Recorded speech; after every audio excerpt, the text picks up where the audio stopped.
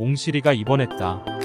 저녁부터 캑캑거려 여러가지 방법을 시도해봤으나 차도가 없어 몽실이를 길동에 있는 24시간 응급병원에 데리고 갔다.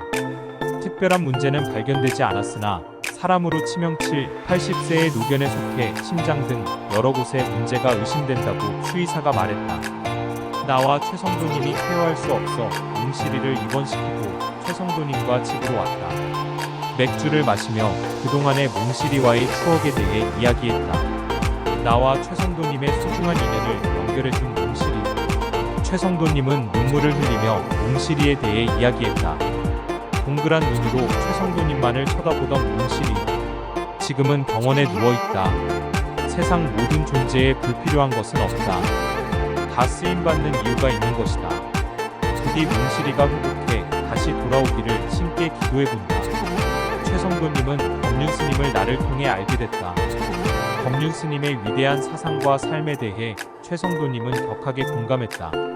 앞으로 법륜스님 모임이 있으면 무조건 최성도님하고 같이 나가리라 약속했고 매주 금요일 오전, 오후엔 법륜스님 유튜브 생방송을 듣기로 약속했다. 내 고향에 친하게 지내던 시골의 고등학교를 갓 졸업한 한 살 차이 나는 동생이었어. 그리 선하지도 않고 악하지도 않은 품성을 가졌던 것 같지만 천진난만한 품성을 가졌던 걸로 기억해. 서울의 우리 집에 놀러와 소파에 앉아 두 손을 들어 마음껏 기지개를 펴던 모습. 걔하고 비교해서 좀 뭐하지만 세상 물정 아무것도 모르는 우리 집 강아지 몽실이의 기지개와 흡사했어.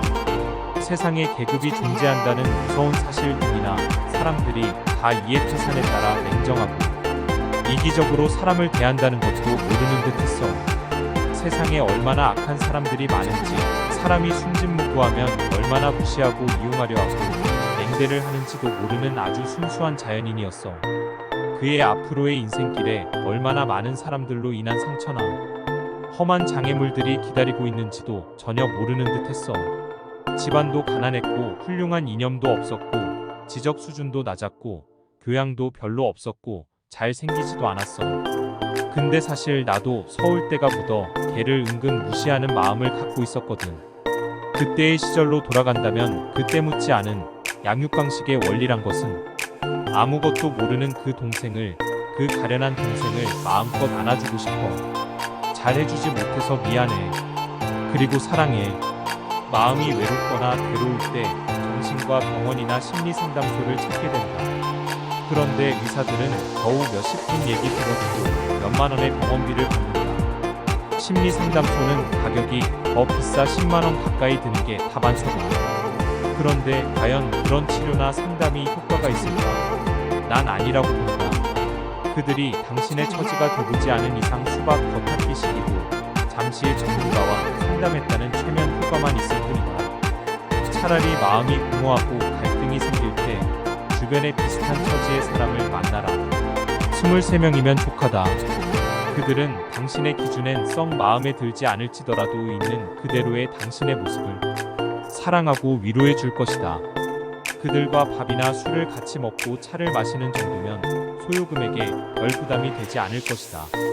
그들 중에 정직하고 인성이 좋은 친구에게 당신의 고민을 하소연하고 상담하라. 그들은 훌륭한 상담원이 돼줄 것이다.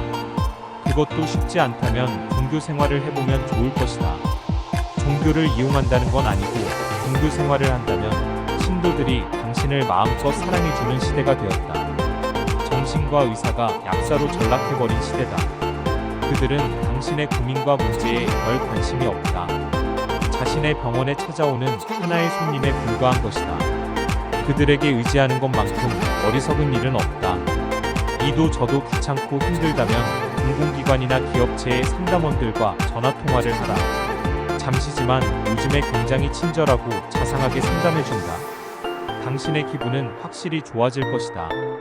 당신이 돈을 벌거나 주변 환경이 바뀌지 않는 이상 당신의 증상은 결코 호전되지 않는다. 쓸데없이 돈 낭비하지 말고 현실적인 판단을 하여 당신의 고민을 해결하고 인생길을 잘 헤쳐나가는 사람이 되길 바란다. 애완동물이나 유기동물, 축생들, 밀림의 동물들을 볼 때마다 이 동물들의 사후세계는 존재할까? 라는 의문을 갖게 된다. 부모 종교에서는 동물에게는 영혼이 없으므로 사후세계가 존재하지 않는다고 말한다. 과연 그럴까? 그렇게 한없이 자비로우신 신이 오로지 인간들에게만 사후세계나 구원을 허락하였을까? 난 그렇지 않다고 본다. 신은 성경에 지극히 작은 자에게 하는 것이 곧 나에게 하는 것이다라고 말씀하셨듯이 그 지극히 작은 자에 동물이 포함된다고 생각한다. 동물들의 사후세계를 인정한 종교는 불교뿐이라면 이 지구상의 동물들의 종교는 불교일 가능성이 크다고 생각하며 다른 종교들도 동물의 사후세계를 인정한 불교를 존중해야 한다고 생각한다. 동물들도 전생의 업에 따라 이생의 동물의 몸을 받았고 이생의 업에 따라 내생의 인간이나 동물의 몸을 받게 된다고 생각한다. 또한 동물과 동물 혹은 사람과 동물, 사람과 사람 간의 인연은 내생에까지 이어져 간다고 생각한다. 나는 창조론을 믿는 편이지만 동물들도 이생의 업에 의해 내생의 인간이나 동물의 몸을 받는 것이 신이 인간에게 부여하신 이성과 양심에 따른 올바른 종교관이라 생각한다. 마음이 여리고 순수한 사람일수록 다른 사람들이 상처를 줄 때 데미지가 크다. 그런데 나이가 들어가면서 수많은 상처에 익숙해져 무덤덤하게 느껴지는 자신을 발견하게 된다. 요즘 나오는 책들을 보면 상처를 견디고 극복하는 만큼 마음의 근육이 생겨 성숙해지는 것이라고 한다. 하지만 한편으로는 다른 사람이 주는 상처로 인해 타인들에 대해 냉소적이 되고 믿음과 기대 그리고 사랑의 감정을 저버리게 되는 것 같아 마음이 씁쓸해짐을 느끼게 된다. 이럴 땐 남이 나에게 준 상처에 대해 나의 개선점을 발견하여 고치고 상대방에 대해 더 많이 알아간다면 성숙한 사랑을 하는 계기가 되지 않을까 생각한다. 너는 말야. 나만 만나면 내가 별로 관심도 없는 진실에 대해 주구장창 이야기하지. 하지만 나는 너의 설교나 충고를 듣기보다는 대화를 하고 싶어. 랠리를 주고받으며 탁구 치듯 주거니 받거니 하는 그런 서로에 대한 이해와 배려와 존중이 담긴 정감 어린 대화 말이야. 나도 진실을 좋아하는 사람이지만 내가 지금 말하는 것은 너에게만 해당하는 진실이잖아. 차라리 나를 위로해줘.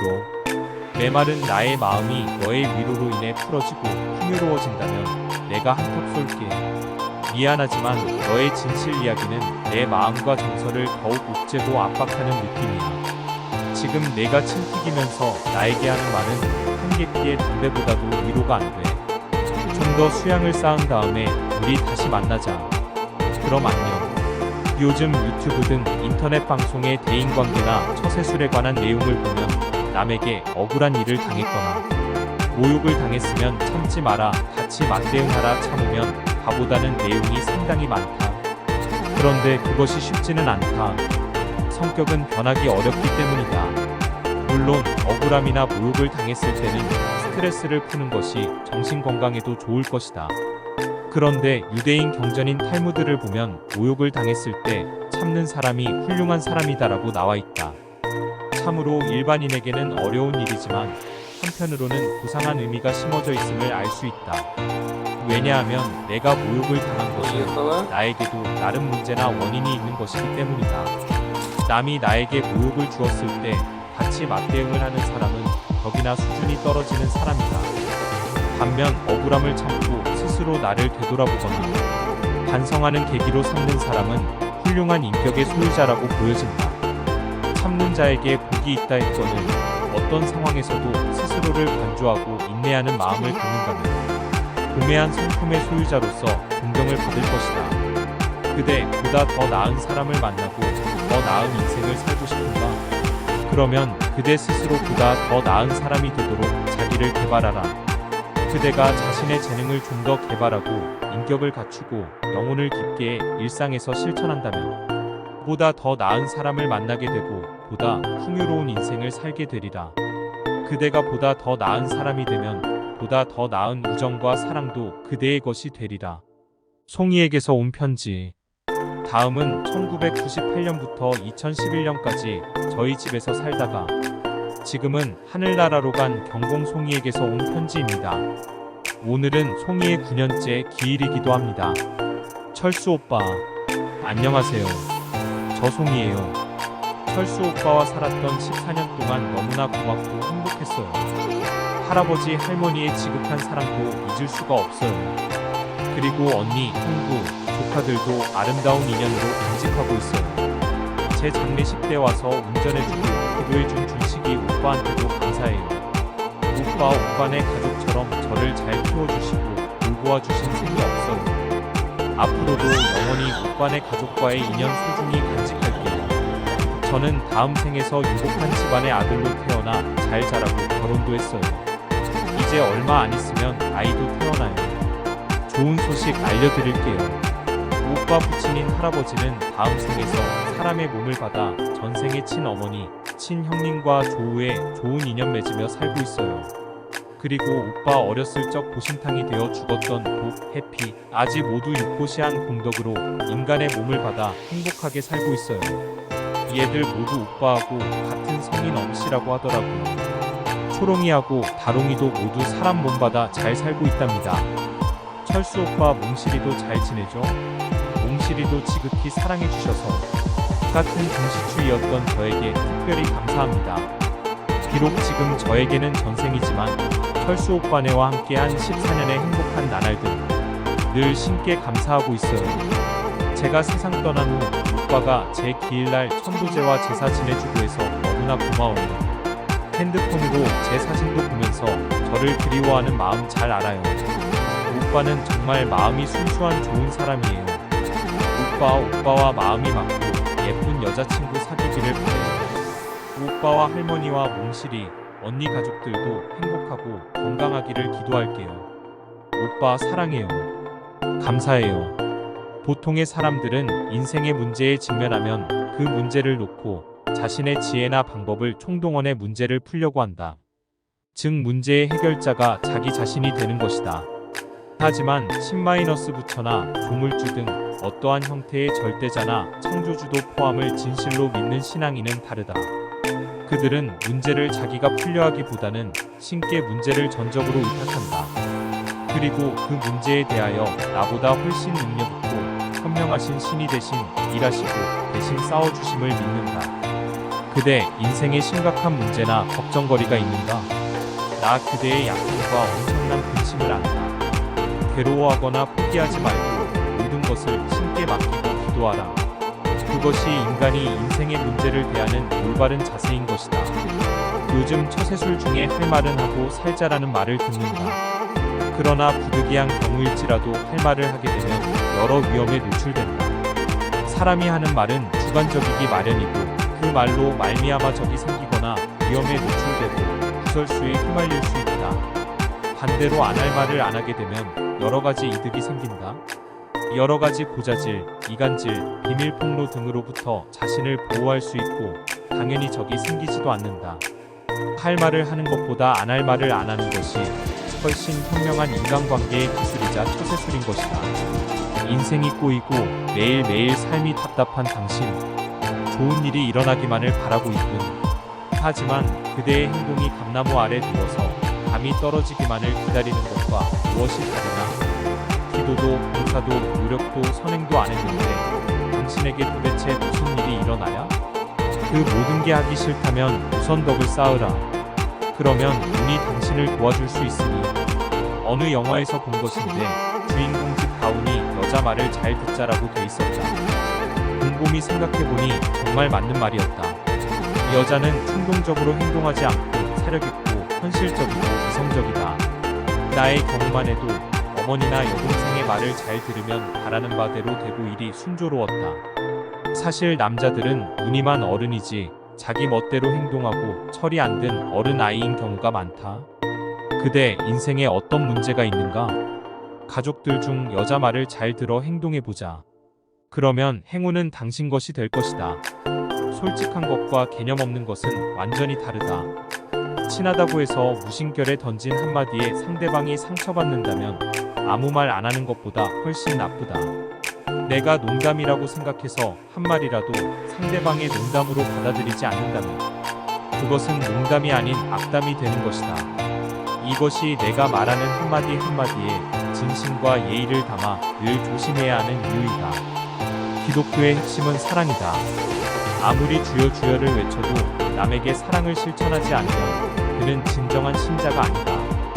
또 하나는 자아를 버리고 신께 순종하는 것이다. 신을 찬양한다고 하며 자신의 선악 기준에 의해 다른 사람들을 정죄하는 것은 스스로 교만에 가득 찬 가짜 신도임을 고백하는 것과 같다. 불교의 핵심은 모든 생명에 대한 자비이다. 불쌍한 사람들이나 동물들에게 동정심을 품지 않고 괴롭히거나 죽이는 것은 스스로 불교 신자가 아님을 드러내는 것이다. 자비에는 사랑도 물론 포함된다. 불교 신자라고 자칭하면서 사람들에게 냉정하게 대하는 것은 스스로 가짜 불교 신도임을 자인하는 것과 같다. 진정한 불자라면 인연되는 모든 사람들에게 친절과 부시를 베풀어야 하는 것이다. 당신이 기독교와 불교의 핵심에 따라 인생을 살아간다면 하느님도 부처님도 그대를 사랑하시어 은총을 베푸시리라. 진짜 냉정한 사람들. 흔히 프로는 냉정하다는 말을 많이 한다. 하지만 이 말은 틀린 말이다. 선의의 경쟁을 하는 진정한 프로들은 진실한 친구나 도반이 되어 서로를 칭찬하고 격려하며 때로는 따뜻한 위로를 해준다. 정말 냉정한 사람들은 관객들이다. 당신이 당신만의 멋진 기량과 실력을 보여주지 못할 때 관객은 언제든지 당신을 떠날 것이다. 이것이 당신의 실력 향상을 위해 노력하고 끊임없이 자기 개발을 해야 하는 이유인 것이다.